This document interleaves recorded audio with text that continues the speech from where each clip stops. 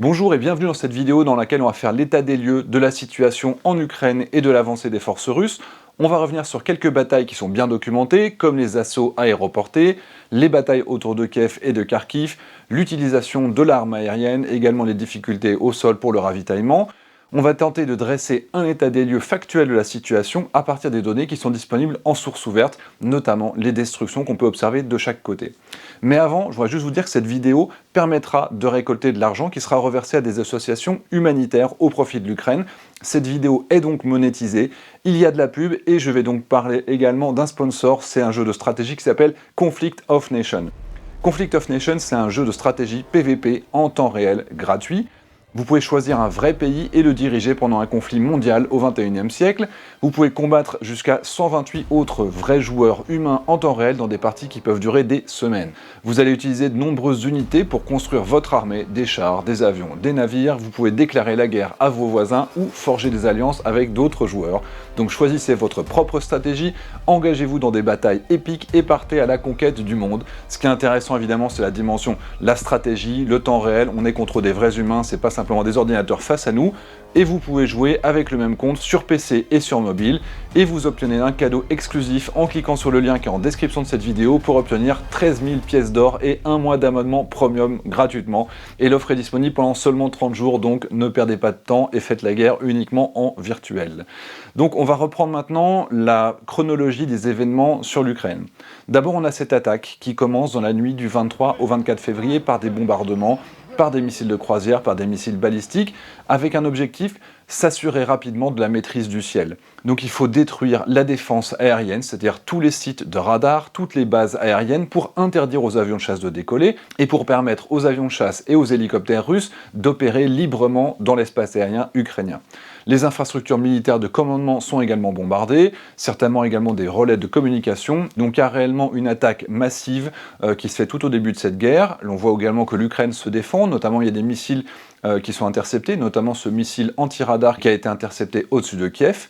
Ensuite, à 6 h du matin, on a cette offensive terrestre qui est lancée sur plusieurs axes. C'est vraiment la plus grande opération militaire en Europe depuis la Deuxième Guerre mondiale. On a au moins 80 000 militaires qui sont lancés à l'assaut de l'Ukraine. Au sud, depuis la Crimée, il y a une prise assez rapide du canal de Crimée. Les Russes avancent assez rapidement dans l'oblast de Kherson, avec presque 60 km le premier jour, et à peu près la même chose le deuxième jour. Donc on voit ensuite ces troupes qui vont se séparer en plusieurs colonnes, une qui va partir vers le nord, et une qui va continuer plutôt vers l'est. Au nord, depuis la Biélorussie, il y a une avancée rapide également, avec la prise de Tchernobyl, et une poussée jusqu'à peu près 60 km de Kiev par les troupes d'élite, et une grosse partie des 10 000 Tchétchènes, les supplétifs tchétchènes, qui sont évidemment des troupes très expérimentées et qui ont été engagées par la Russie. Donc dans la nuit du 24 au 25 février, il y a un assaut aéroporté sur l'aéroport de Hostomel, qui est la base de Antonov, avec notamment évidemment les parachutistes qui sont l'élite de l'élite des soldats russes. Et d'après la Russie, officiellement, il y a 200 hélicoptères qui ont été déployés pour cet assaut, des Kamov 52, des Mi-8, des Mi-6, et on a ces images hallucinantes avec une masse d'hélicoptères qui arrivent et qui sont évidemment accueillis par des missiles antiaériens, des Manpads, qui sont tirés depuis l'épaule, qui sont destinés à abattre des hélicoptères ou des avions qui voleraient en très basse altitude. Et donc on voit ces très nombreux départs de leurres infrarouges qui permettent d'attirer les missiles parce que les leurres sont plus chauds que les hélicoptères, donc logiquement le missile va s'orienter vers eux. Mais à force d'utiliser les leurres, et bien logiquement, au bout d'un moment, il n'y en a plus et on a des pertes et des hélicoptères du coup qui tombent en nombre dans ce premier assaut. Donc les parachutistes sont déposés à Hostomel, il y a des échanges de tirs avec les forces présentes, mais les Ukrainiens ne sont pas en fait à cet endroit-là. CNN par contre est sur place, et donc c'est assez étonnant de voir CNN qui nous montre les soldats russes qui viennent d'arriver. Leur objectif, c'est évidemment de tenir cet aéroport pour permettre d'acheminer des troupes fraîches, du ravitaillement, et évidemment ils comptent sur le soutien de cette colonne qui vient du nord, et qui aurait pu arriver le soir même, puisqu'ils avançaient jusque-là relativement vite. Mais il y a des combats importants vers Dimer qui les ralentit, si bien que ces troupes aéroportées sont isolées, toutes seules, en plein milieu de l'Ukraine, ce qui fait que ces nombreux soldats qui ont été déposés au sol, quand même, si on avait 200 hélicoptères, ils sont certainement très nombreux, eh bien, ils doivent tenir cet aéroport face à l'arrivée des troupes ukrainiennes qui, elles, par contre, ont des blindés, et elles vont attaquer. Et donc il y a un contre-offensive de la part des Ukrainiens qui vont reprendre l'aéroport, et les troupes russes sont complètement décimées.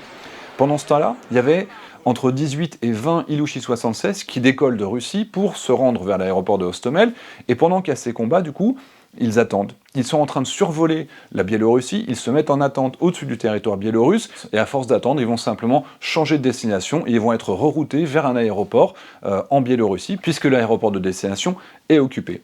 Et il faudra encore attendre 2 jours pour que la ville d'Hostomel et l'aéroport soient enfin conquis par les Russes. Le problème, c'est qu'à ce moment-là, l'aéroport est inutilisable.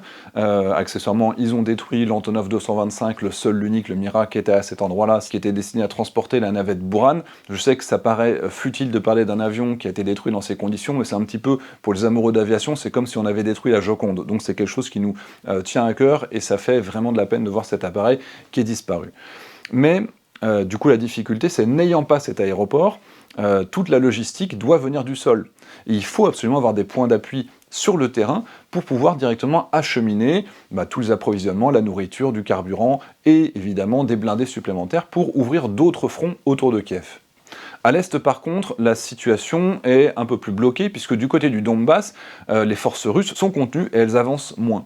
Depuis plusieurs années, il faut comprendre que les Ukrainiens ont eu l'occasion de se barricader et de se préparer à un éventuel assaut de la part des Russes et des séparatistes. Donc il n'y a pas réellement d'avancée, malgré les nombreux tirs d'artillerie. Sur le front nord, il y a au moins 3 colonnes qui entrent. La première, elle entre pour prendre Kharkiv, qui est la deuxième ville du pays, c'est une ville qui est absolument stratégique. Plus à l'est, on a plusieurs colonnes qui sont très vite arrêtées et qui, à l'heure où je vous parle, sont toujours bloquées depuis maintenant une semaine. Le 4 mars, il y a même un échec de la jonction entre les troupes qui viennent du nord et les troupes qui viennent du Donbass. Ça arrivera peut-être un petit peu plus tard, mais pour l'instant, ils sont toujours bloqués. Mais la plus grosse attaque qui vient du nord, c'est la colonne qui doit permettre de prendre Kiev par l'est. C'est-à-dire qu'elle doit longer le fleuve le Dniepr pour prendre en étau Kiev par l'ouest avec cette colonne qui arrivait de Biélorussie et par l'est avec cette colonne qui venait de Russie. Sauf que cette colonne, elle va rencontrer l'armée ukrainienne qui est a priori très bien organisée.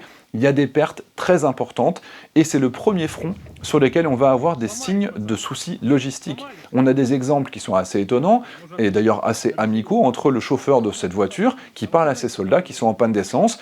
Les soldats lui demandent est-ce que vous avez des infos sur ce qui se passe dans notre offensive, et le chauffeur leur répond jusqu'ici il n'y a pas de problème, vous vous rendez plutôt très bien.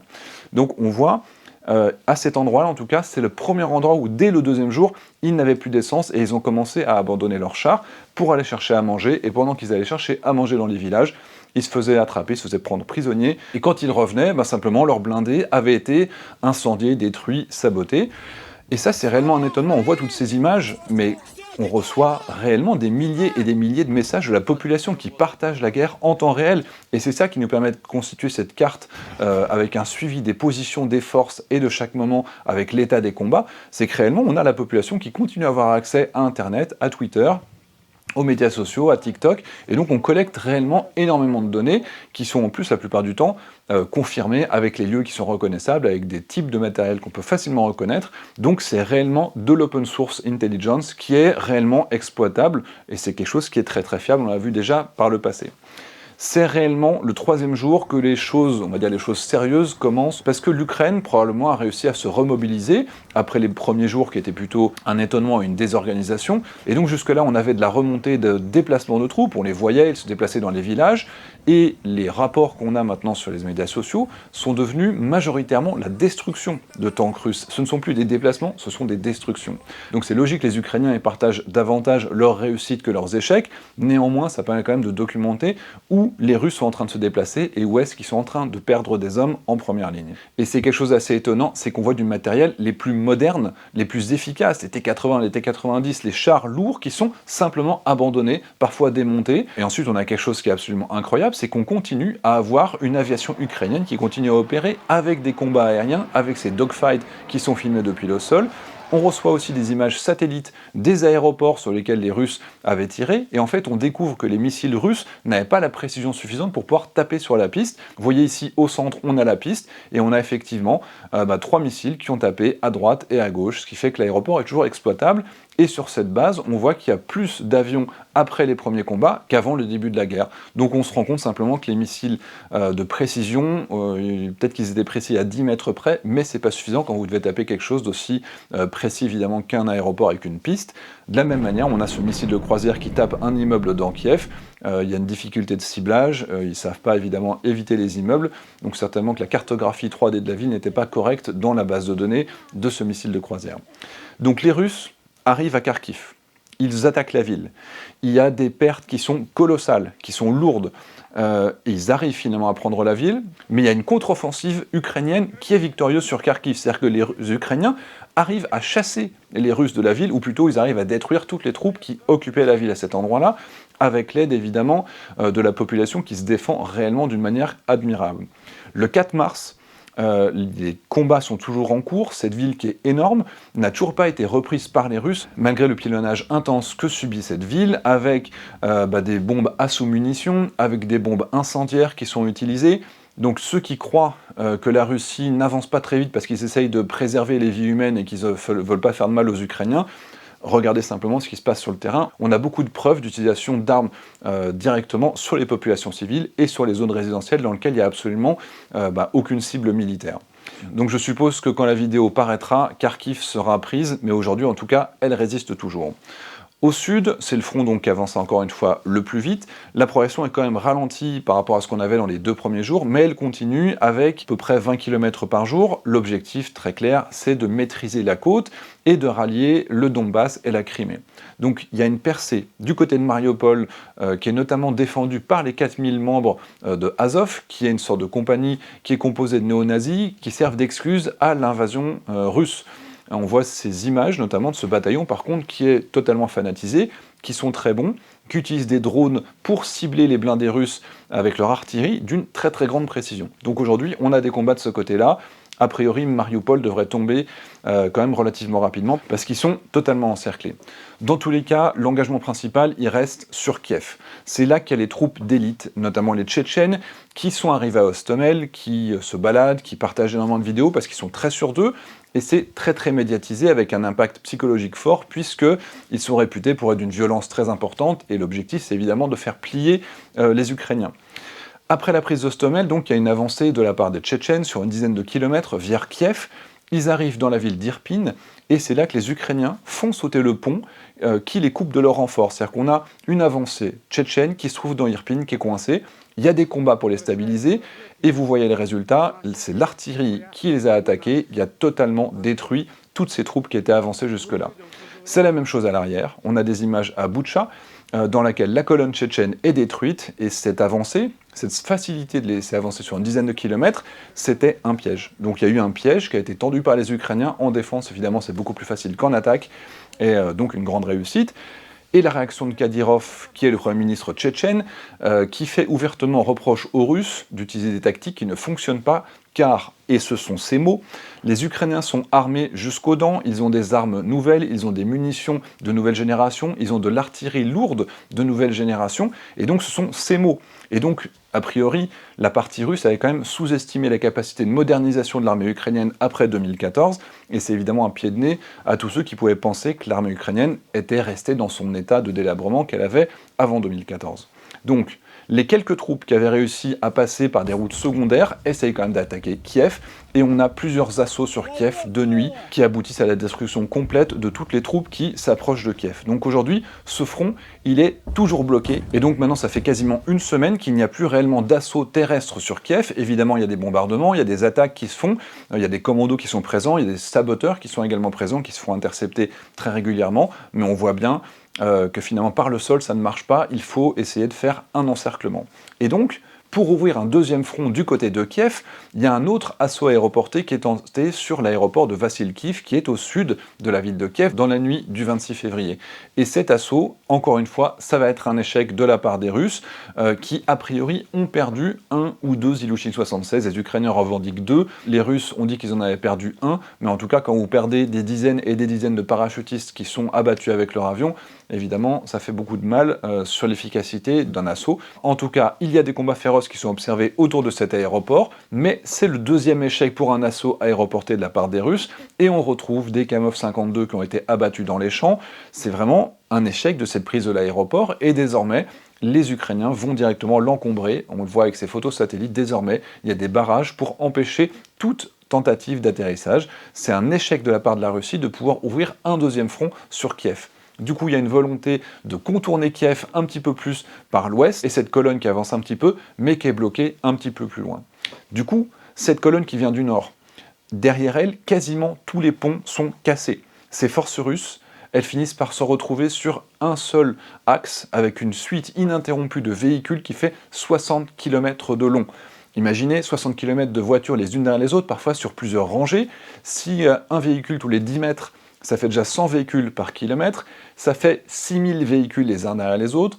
Si vous avez 5 hommes par véhicule, ça veut dire que vous avez 30 000 Russes qui sont dans cette colonne vers Kiev, qui ne bougent plus depuis maintenant 4 jours. On voit ces soldats russes qui partagent des images, qui dorment par terre, dans la boue, ils n'ont plus de vivres, ils disent qu'ils ont les pieds mouillés, ils n'ont plus à manger, ils veulent rentrer, ils ne veulent plus se battre, ils l'expriment, ils osent le partager sur les médias sociaux. Il y a quelques tentatives de passer en dehors des routes qui sont évidemment embouteillées, avec des rondins de bois, on le voit ici, mais évidemment ça aussi ça se révèle être un échec. Sur les autres fronts, on a énormément d'images, avec la destruction des infrastructures, notamment par les sabotages de la part des Ukrainiens, qui permet d'éviter aux Russes d'avancer. On a des dépôts de carburant et de munitions qui sont attaqués par les Russes un peu partout sur le territoire, et on a toujours autant d'images de matériel russe qui sont abandonnés et ou détruits, voire récupérés. Et là, on a des images qui sont dingues, par exemple, cette TikTokeuse qui explique à ses abonnés comment démarrer le matériel russe qui a été abandonné. Стартер. Все, завелся. А теперь и включаем первую скорость. On a également ces paysans qui volent des blindés avec leurs tracteurs, donc là les écolos vont être contents, l'économie circulaire marche bien en Ukraine, et au 4e jour, on commence à avoir des images qui viennent des drones TB2. C'est une surprise, parce qu'on pensait réellement que ces drones avaient tous été détruits lors de la première vague d'assaut, que tous les aéroports étaient détruits, qu'il n'y avait plus rien qui pouvait voler sur l'Ukraine. Or, ces drones, ils vont viser des systèmes de défense aérienne. Ils vont aussi s'attaquer directement aux approvisionnements. Ils vont attaquer des trains de carburant, avec un effet qui est disproportionné. On avait seulement 6 appareils en Ukraine avant la guerre.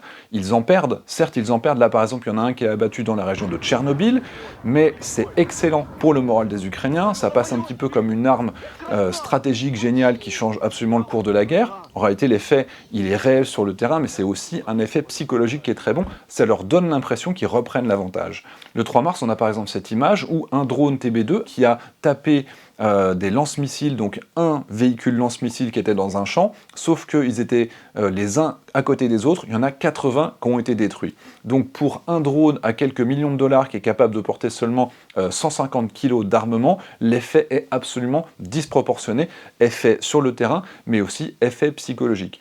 Avec quelque chose qui est assez inattendu, puisque la Russie avait expliqué que les réussites précédentes du TB2 qu'on avait observé en Arménie et en Libye, c'était parce que le matériel de défense aérienne d'origine russe dans ces pays-là était complètement dépassé. Ils disaient avoir mis au point des munitions rôdeuses, ils disaient avoir mis au point, mis à jour leur Pantsir, notamment de défense aérienne. La conclusion, c'est que non. Ils sont toujours sensibles face à des petits drones qui coûtent quelques millions de dollars, c'est épatant. Donc le TB2, c'est clairement devenu un outil de propagande pour les Ukrainiens. Il ne faut pas croire que ce soit une arme miracle qui pourrait renverser le cours de la guerre, mais c'est réellement une surprise, d'autant plus que la Turquie continue à livrer des TB2, donc probablement que l'Ukraine gardera des capacités tant que les Russes n'auront toujours pas réussi à totalement détruire tous les aéroports du pays. D'ailleurs, il y a une vraie question, on ne comprend pas comment ça fait qu'il y a un sous-emploi de l'aviation russe dans de telles proportions. C'est vrai qu'ils continuent à perdre des avions tous les jours. Il y a maintenant une défense aérienne ukrainienne qui est toujours opérationnelle, donc on sait que les pertes sont très importantes. Le 4 mars, on a encore un missile de croisière qui est intercepté au-dessus de Kiev. Donc ça veut dire que la destruction des systèmes de défense antiaériens n'a pas fonctionné. La Russie ne maîtrise toujours pas le ciel, et c'est pour ça que la Russie envoie des sortes de drones qui sont des cibles. L'objectif, c'est que les Ukrainiens utilisent leurs missiles sol-air pour pouvoir définir où est-ce qu'ils se trouvent, par exemple pour les obliger à utiliser leur radar pour intercepter ces cibles. Mais il y a également ce problème que j'avais évoqué dans la dernière vidéo, de la difficulté de la part de l'aviation russe d'utiliser des armes de précision, parce que certains types de chasseurs ne sont simplement pas équipés, et qu'ils ont également certainement un nombre de munitions de précision qui sont limitées, ce qui impose par exemple à des Sukhoi 34 de voler en très basse altitude. Mais par contre, ils sont à portée de tir des Manpads, des fameux missiles tirés depuis l'épaule. Et donc on se pose la question, à quoi ça sert d'avoir des avions de génération 4.5 si au final on doit voler en très basse altitude parce qu'on a simplement des bombes non guidées. Nous sommes aujourd'hui le 4 mars, aujourd'hui il y a eu 2 Sukhoi 25 qui ont été abattus. Donc je le disais dans la dernière vidéo et ça se confirme, il y a une difficulté de la part des Russes d'avoir des munitions de précision, de les utiliser d'une manière massive. C'est quelque chose qui avait été observé en Syrie et ça se confirme donc d'une manière encore plus flagrante en Ukraine. Parmi les autres échecs étonnants, on a également notamment ce missile balistique de l'époque soviétique qui a été envoyé sur l'aéroport militaire en Russie, protégé par un système S-400 qui n'a pas été intercepté. Le S-400, c'est censé être le meilleur système de protection antiaérienne du monde. C'est comme ça qu'on le vend, c'est comme ça que tout le monde y croit maintenant depuis des années. Et bien du coup, il y a eu un Sukhoi 30 qui a été détruit au sol. Le système S-400 n'a pas été foutu d'intercepter un missile balistique qui date d'il y a plus de 30 ans. Il reste des centaines d'avions dans l'armée de l'air russe qui n'ont pas été utilisés. Probablement qu'ils attendent une réelle maîtrise du ciel, même si officiellement les Russes la revendiquent. Dans la pratique, ils ne l'ont toujours pas. Et ça n'arrivera jamais s'ils doivent voler en basse altitude. Il y aura toujours des systèmes de défense aérienne de basse altitude tirés depuis les pôles, et tant qu'on continuera à fournir des missiles aux Ukrainiens, ils seront capables de continuer à se défendre. En tout cas, l'infanterie armée ukrainienne a pour partie été transformée en une armée de guérilla qui tend des embuscades et qui attend simplement de pouvoir taper sur les blindés qui passent. On voit aussi une résistance des civils qui est importante, qui s'organise. Ici, un cocktail Molotov qui est lancé sur des véhicules logistiques. Ici, un civil qui descend d'une voiture après avoir croisé un convoi russe et qui l'attaque par l'arrière. Donc on a toujours plus de véhicules abandonnés, des soldats russes qui désertent le front nord.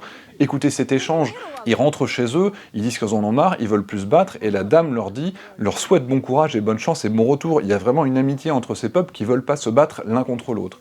On a également des soldats qui pillent les magasins pour se nourrir, et on découvre aussi qu'ils n'ont aucune information sur ce qui se passe, ni sur ce qu'ils doivent faire.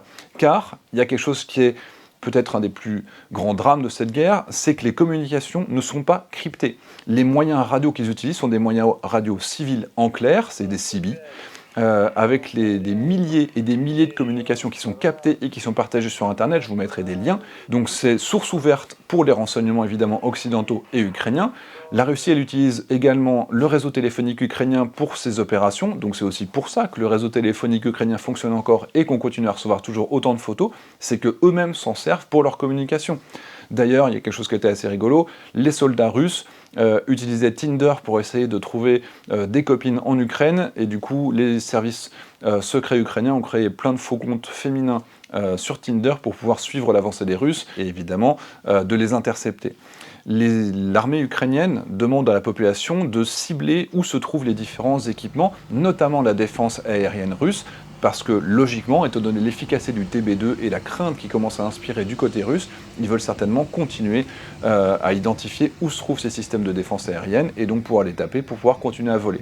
À l'inverse, les soldats ukrainiens, ils commencent à prendre un petit peu trop confiance en eux-mêmes, ils commencent même à faire des selfies avant leur combat, ce qui permet également aux Russes de les identifier, de les cibler. Et par exemple, on a une bonne dizaine de soldats ukrainiens qui ont été tués dans ce gymnase parce qu'il y en avait l'un d'entre eux qui avait eu la mauvaise idée de partager un selfie juste avant de passer à l'assaut. Le 3 mars, on a la preuve par l'image qu'il y a plus de 500 véhicules russes qui ont été abandonnés ou détruits. Ça va évidemment du petit Tigre jusqu'au T-80, T-90. On a des centaines de chars, de transport de troupes, de défense aérienne. Ça permet de nouveau aux Ukrainiens d'avoir des armes en première ligne et des armes évidemment de première qualité. Le 3 mars, on a les troupes qui sont au sud, qui ont bien progressé et Mariupol est réellement encerclé dans les combats. Comme à Kharkiv, on voit des bombes à sous-munitions dans des quartiers résidentiels, des bombes non guidées en pleine ville, des bombes incendiaires. Dans les zones occupées, on voit maintenant des manifestations quasi quotidiennes, dans certains cas jusqu'à faire reculer les Russes sous la pression de la rue. Et d'ailleurs, la propagande des Ukrainiens, elle est géniale. Elle présente ces prisonniers qui sont apparemment bien traités, et j'espère que c'est réellement toujours le cas, mais ils leur permettent d'appeler leur maman. Pour le moral évidemment des Russes, ça doit être très mauvais, et l'Ukraine autorise les mamans à venir rechercher leur fils qui est prisonnier. Donc c'est évidemment génial pour saper le moral des Russes. Et d'ailleurs, cette guerre de l'image, elle est clairement gagnée par Kiev. La Russie ne propose aucun contre-narratif. D'ailleurs, un exemple qui est flagrant, cette démonstration de force de la part des Tchétchènes. On a ces milliers de Tchétchènes qui sont réunis autour de leur chef, qui hurlent Allahu Akbar, puis ensuite on les voit en train de chanter des chants islamistes. C'est complètement contre-productif de la part des Russes. On a Ensuite, quelques percées quand même sur le front nord-est, qui a pas mal avancé il y a quelques jours en direction de Kiev, mais les lignes de communication sont tellement étendues que les convois qui étaient à l'avant, maintenant, sont tout seuls. La logistique a été détruite sur l'arrière, il y a vraiment cette volonté de détruire l'approvisionnement en carburant, avec des embuscades, et donc les troupes qui étaient les plus avancées ont simplement disparu de la carte. On les avait suivies, ou on savait où elles étaient, et maintenant ça fait presque 4 jours que ces troupes ont disparu, et du coup le front a reculé de quasiment 60 km. Clairement, le front sud, c'est celui qui avance le plus, avec le risque d'avoir même dans quelques jours un encerclement des forces ukrainiennes qui sont positionnées face au Donbass et qui résistent toujours de ce côté-là. S'il y a une remontée des troupes qui viennent du sud et une descente de celles qui viennent du nord, on pourrait avoir des milliers de soldats ukrainiens qui seraient bloqués. Autour de Kiev, par contre, c'est assez incroyable, mais c'est l'Ukraine qui reprend l'avantage. La colonne, cette fameuse colonne de 60 km qui est à l'ouest du Dniepr, elle est toujours sur place. Et on a de nouveau des offensives de la part des Ukrainiens sur Hostomel, c'est-à-dire le bout de la colonne de 60 km, mais on a aussi, le 3 mars, la reprise par les Ukrainiens du seul pont qui reliait cette colonne à ses arrières. Et donc on a cette photo qui a été prise par un journaliste sur place qui confirme que le seul pont est tenu aujourd'hui par les Ukrainiens. Donc ça, c'est un tournant majeur. Ça veut dire que possiblement, on a des dizaines de milliers de soldats russes qui sont coincés dans cette colonne totalement immobile, non ravitaillée, dans laquelle vous avez plus de carburant. C'est-à-dire que les radars de défense aérienne ne fonctionnent plus. Parce que c'est pas une question de kilomètres, c'est pas comme une voiture ou un camion, vous coupez le moteur et on attend. Quand vous devez générer de l'électricité pour votre radar, vous continuez à consommer du carburant. Et donc, au bout de 3-4 jours sans ravitaillement, les systèmes de défense aérienne ne fonctionnent plus, et ça provoque l'arrêt des défenses aériennes. C'est pour ça que c'est devenu juste une grosse cible. Et le 3 mars, on a eu la visite d'un Sukhoi 24 ukrainien. On le reconnaît à ses couleurs grises, donc c'est réellement les Ukrainiens continuent à être capables de décoller et d'aller taper sur cette colonne qui est totalement incapable de se défendre. S'il n'y a pas de solution pour eux, s'il n'y a pas de parachutage de vivres, potentiellement, cette armée entière pourrait être détruite ou se rendre. Et, incroyable, il y a encore des Sukhoi 25 et des Sukhoi 24 qui volent aujourd'hui, le 4 mars. On a à l'ouest la moitié de l'Ukraine qui n'a toujours pas commencé à se battre. Et là-bas, on a des ravitaillements qui arrivent maintenant. Il y a énormément de pays qui ont commencé à fournir du matériel. Même l'Allemagne, qui était réticente jusqu'à maintenant, commence à donner des milliers de missiles et des pièces d'artillerie. Donc c'est par là que les ravitaillements, évidemment, arrivent par les pays européens qui soutiennent l'Ukraine. Et donc, la Biélorussie, qui doit rentrer en guerre, on continue à avoir des informations qui viennent de Biélorussie. En Biélorussie, il y a des gens qui continuent à partager les préparations de leur armée. Donc certainement que dans les tout prochains jours, la vidéo doit être publiée lundi, donc mardi, mercredi, certainement que la Biélorussie va attaquer l'Ukraine pour la couper de ses arrières, notamment du côté polonais. Mais il n'y a plus de surprise stratégique. L'armée biélorusse est beaucoup moins modernisée que l'armée russe. Et là, ils sont attendus de pied ferme, évidemment, par les Ukrainiens, donc ça va certainement être encore plus compliqué pour les Biélorusses que pour les Russes. Alors les choses évoluent très vite, puisque la Biélorussie a annoncé dans le week-end qu'elle n'attaquerait finalement pas l'Ukraine. Donc est-ce que c'est une feinte et qu'elle finalement va continuer ses préparations, ou alors réellement elle ne veut pas s'engager dans cette guerre qui semble très très mal engagée pour Moscou, avec évidemment la crainte pour la Biélorussie de nouveau avoir des manifestations qui ont déjà failli conduire à un changement de régime l'année dernière. La situation, donc, elle est vraiment très confuse. Poutine va-t-il garder le soutien de la population suffisamment longtemps pour arriver à une invasion complète de l'Ukraine? Car c'est ça l'objectif de la guerre, c'est bien l'annexion de l'Ukraine par la Russie. Il y a un article qui a été publié par RIA Novosti qui a été commencé avant cette invasion, qui explique que le sens de l'histoire, c'est d'avoir une réunion de tous les Russes au sein d'une grande Russie, le retour à la Russie dans ses frontières historiques, et est-ce que quelqu'un a vraiment pensé que Moscou renoncerait à Kiev? Donc ils veulent réellement annexer l'Ukraine, c'est pas simplement dénazifier, démilitariser. Défendre le Donbass, c'était vraiment une excuse, il y avait une volonté d'invasion, d'annexion, et c'est vraiment l'impérialisme russe qui revient avec la nostalgie de l'URSS.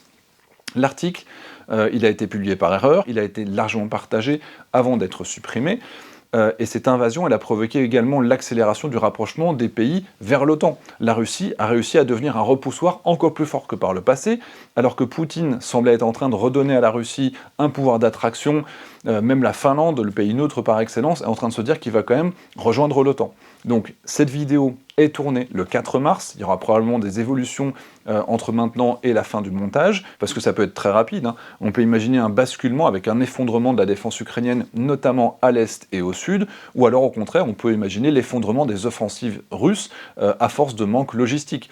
En tout cas, la prise de Kiev, l'encerclement de Kiev, il n'arrivera pas avant une semaine, ça c'est certain, et la tentative d'invasion et de prise de Kiev, qui est un objectif majeur, ne peut pas arriver, ne peut pas réussir en tout cas avant plusieurs semaines, surtout si les Ukrainiens continuent à se préparer, et plus ce temps passe, plus ils seront bons en défense. N'oubliez pas qu'il faut 5 assaillants pour un défenseur sur une ville, et que des armées très organisées, avec beaucoup plus de moyens, qui n'avaient pas de soucis logistiques comme l'armée américaine, ils avançaient seulement de 1 km par jour dans Fallujah. Kiev, c'est 800 km², donc ça va être interminable, et ensuite, une fois qu'on a pris la ville, il faut la tenir, et c'est là que commencent les problèmes. Les Américains, quand on voyait Bush sur son porte-avions en train de dire « mission accomplie », en réalité, quand ils avaient pris l'Irak, c'était là le début des problèmes, le début du calvaire. Et là, on est face à 40 millions d'Ukrainiens énervés. Ça va vraiment être très compliqué pour les Russes. En cet après-midi du 4 mars, on a plus de 600 blindés russes qui sont perdus, documentés, dont 218 qui ont été capturés. 85 tanks, dont des T-80, des T-90, des mortiers lourds, des pièces d'artillerie, des lance-roquettes multiples, 6 systèmes de défense aérienne qui ont été capturés. C'est-à-dire qu'ils sont utilisés aujourd'hui par les Ukrainiens, dont le Pantsir et dont des Tor M2. Donc ce n'est pas fini, ça va être beaucoup plus long que prévu, ça va être beaucoup plus douloureux que prévu, comme je l'avais dit dans ma vidéo vers laquelle je vais vous renvoyer. En tout cas, cette situation, elle va durer certainement encore des semaines, peut-être des mois. La fin rapide de cette guerre, elle n'est pas imaginable, à moins d'un revers politique qui ferait que la Russie renoncerait à sa volonté.